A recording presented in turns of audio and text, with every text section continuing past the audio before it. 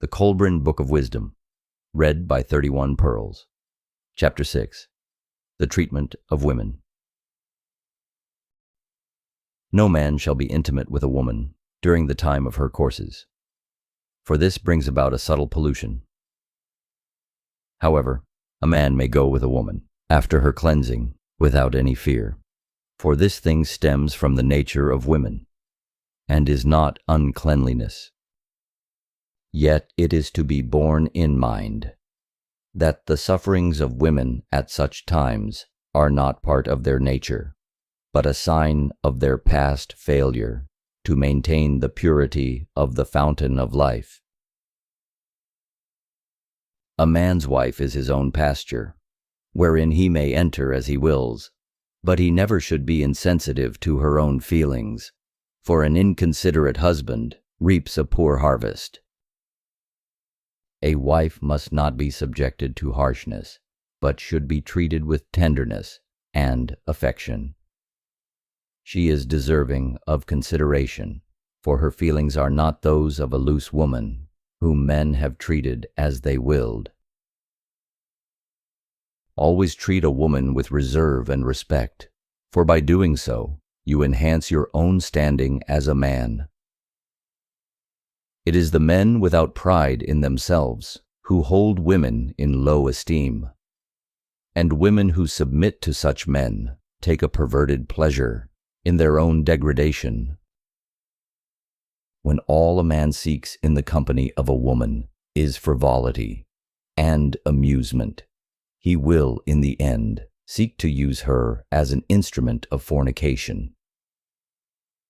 The wise man keeps well away from the chattering woman, for life with her would be like living at the foot of a sandhill. Every man who follows the good religion will treat women with respect and consideration. He will never attempt the seduction of a decent woman, for chastity is the pure blossom of womanhood. Without it, a woman is like a garden tree that never blooms, and she fails to inspire rapture in the heart of any man.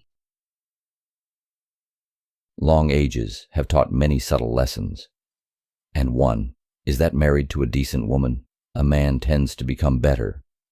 Married to an unchaste or faithless woman, he tends to become lewd, harsh, inconsiderate, and rude.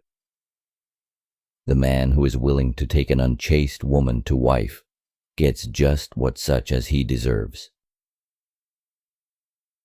Therefore, treat those who may become the wives of other men as you would want your own waiting wife to be treated. Bear in mind the ancient words of wisdom, which have stood the test of time, and choose a wife with care. Fortunate indeed is he who unearths the treasure of a virtuous woman, for her value is beyond estimation in earthly wealth. The heart of her husband rests on a bed of contentment, and he sleeps secure in her constancy. She will never cause him to bow his head in sorrow when men speak of women, or to turn his face in shame from the mocking glances of other men.